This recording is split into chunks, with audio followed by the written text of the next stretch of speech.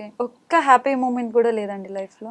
ఉంది. లేదు అని నేనేమనను. అదే నా కింద ఇంతమంది బతుకుతున్నారు అని అంటే, నేను ఈవెన్ నలుగురిని నేను యెస్. పోషించగలుగుతున్నాను యెస్. అంటే, యెస్. అది హ్యాపీ ఫీలే కదా! యెస్. యెస్. ఒక 12 డాగ్స్, 12 ఫాదర్. డాగ్స్ ఉండేవి ముందు. ఇప్పటి వరకు పెంచాను అన్నాను కానీ, ఇప్పుడు ప్రెజెంట్ ఒకటే ఒక్కటే ఉంది. ఉంది. ఒక్కటే ఉంది. ఒకటే. అది. షీ ట్జూని ఎందుకు తీసుకోవాలనిపించింది? అంటే గిఫ్ట్ వచ్చిందది.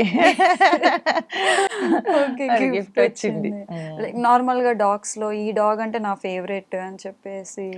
అంటే నేను పెంచలేని డాగ్ లేదండి. గోల్డెన్ రిట్రీవర్ పెంచాను, డాల్మేషన్ పెంచాను, గ్రేట్ డేన్ తెలుసా? ఆ! తెలుసు. గ్రేట్ తెలుసు. డేన్ పెంచాను, జర్మన్ షెపర్డ్ పెంచాను, ల్యాబ్ పెంచాను. ల్యాబ్ అయితే ఎంత ఫ్రెండ్లీ తెలుసా అది. అవునవును. దొంగోడొచ్చినా కూడా దా వచ్చేసేయ్ లోపలికి అని పిలుస్తది.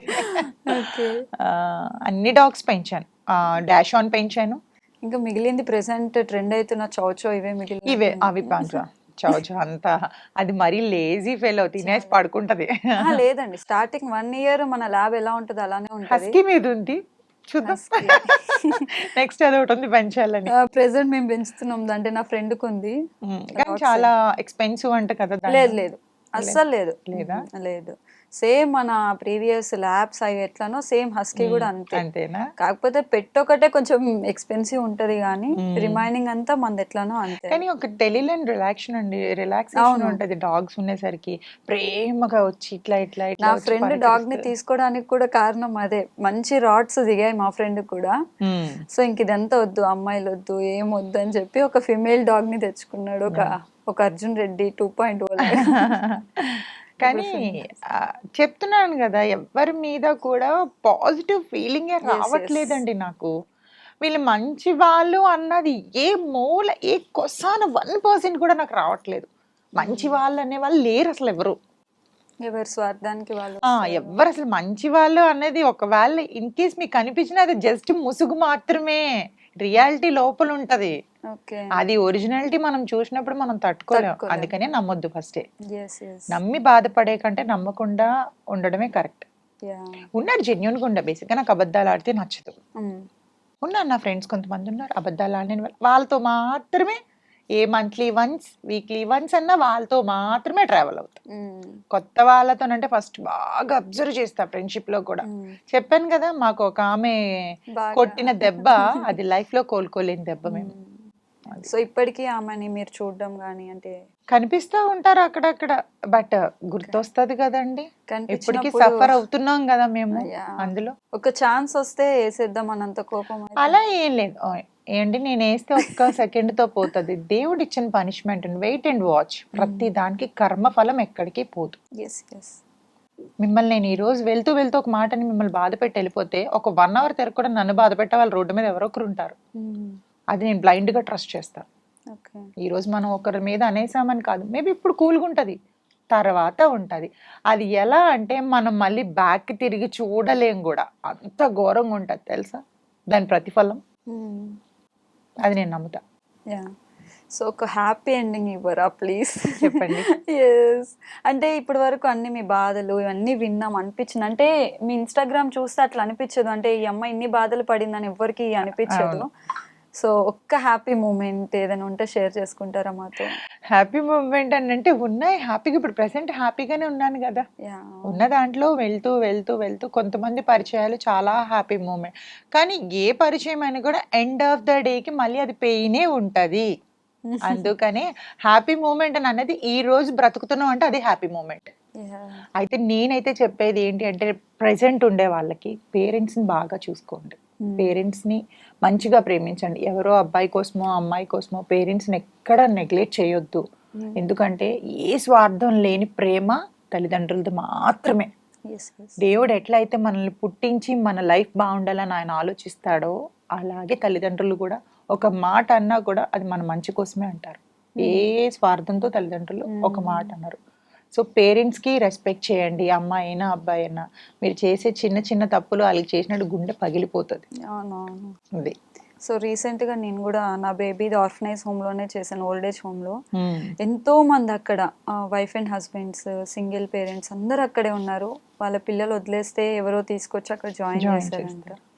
సో మీరు ఏదైనా ఉందా లైఫ్లో అట్లా ఒక ఆర్ఫనైజ్ని రన్ చేసి ఉందండి. కాకపోతే ఏంటంటే ఇప్పుడు ప్రెజెంట్ చెప్తున్నాను కదా! నా మీద డిపెండ్ అయ్యి ఉన్న వాళ్ళ వల్ల నేను ఏమీ ముందు స్టెప్ తీసుకోలేకపోతున్నాను. ఓకే.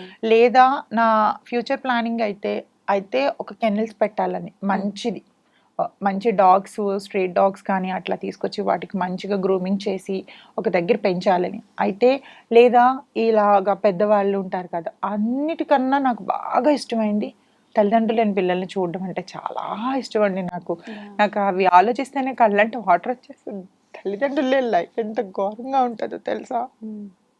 అది నేను పడ్డాను కాబట్టి నాకు తెలుసు. ఆ పేరెంట్స్ లేని లవ్ ఎప్పటికీ ఉండకూడదు.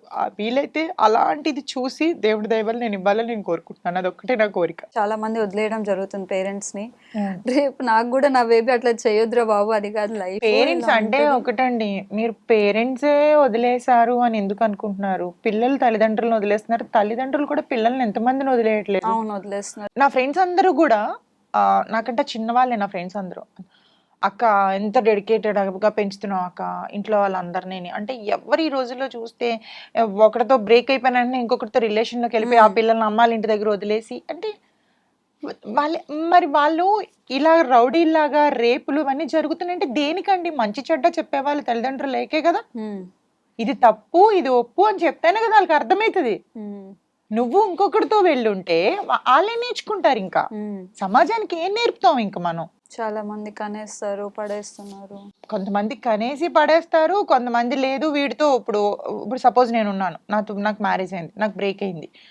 సో నేను ఆ కన్న పిల్లోడిని అక్కడ వదిలేసి వేరే వాడితో రిలేషన్లోకి వెళ్ళిపోతే వాడు ఎందుకు చూస్తాడు? వచ్చినాడు నాకు భర్త అవుతాడు కానీ వాడికి తండ్రి అవ్వడుగా.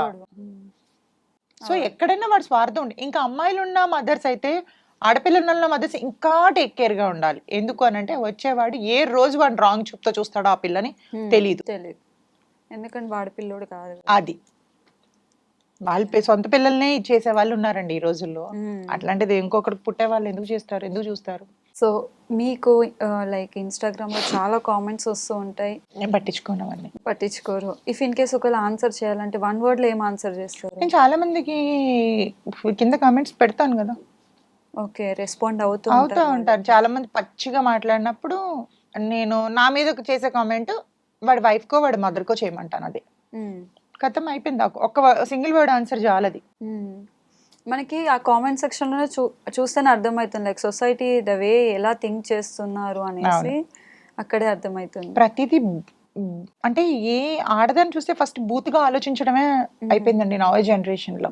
అవును, మంచిగా మెచ్యూర్డ్ గా ఆలోచించే వాళ్ళు అబోవ్ 40 వాళ్ళు మాత్రమే ఉన్నారు. ఇప్పుడు 20-25 వాళ్ళు ఎవ్వరూ లేరు అసలు. సగం ఇన్స్టాగ్రామ్ లో చేసే అమ్మాయిల వల్ల కూడా అట్లా తయారయ్యారు. ఆడపిల్లలు మగవాళ్ళు ఇద్దరు అలానే ఉన్నారండి. ఎవరిని అనలేము. అవును, చూస్తే రీల్స్ చూస్తే కూడా అర్థమవుతుంది. స్టార్టింగ్ లో బాగానే ఉన్నాయి కానీ ఇంకా పోన్ చాలా ఘోరంగా అవుతున్నాయి.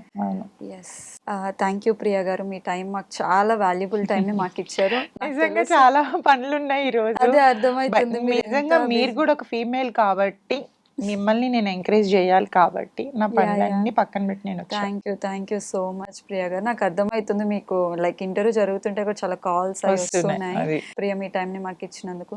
చూసారు కదండి, లైక్ ఫ్రంట్ పేజ్ ఒకటే చూసేసి ఏ అమ్మాయిని జడ్జ్ చేయొద్దు, దాని వెనకాల స్ట్రగుల్స్ చాలా ఉంటాయి. ప్రియా గారు కూడా తన లైఫ్ లో చాలానే స్ట్రగుల్స్ ఫేస్ చేశారు. మీరు ఒక కామెంట్ చేసేటప్పుడైనా, ఒక అమ్మాయిని జడ్జ్ చేసేటప్పుడైనా ఆలోచించండి. ఈవెన్ అమ్మాయినే కదా అబ్బాయినైనా సరే జడ్జ్ చేసే ముందు ఒకసారి ఆలోచించండి. సో ఇది ప్రియా గారి జర్నీ. అయితే నెక్స్ట్ ఇంకో ఇన్ఫ్లుయెన్సర్తో మీ ముందుకు వస్తాం. అంతవరకు నమస్తే.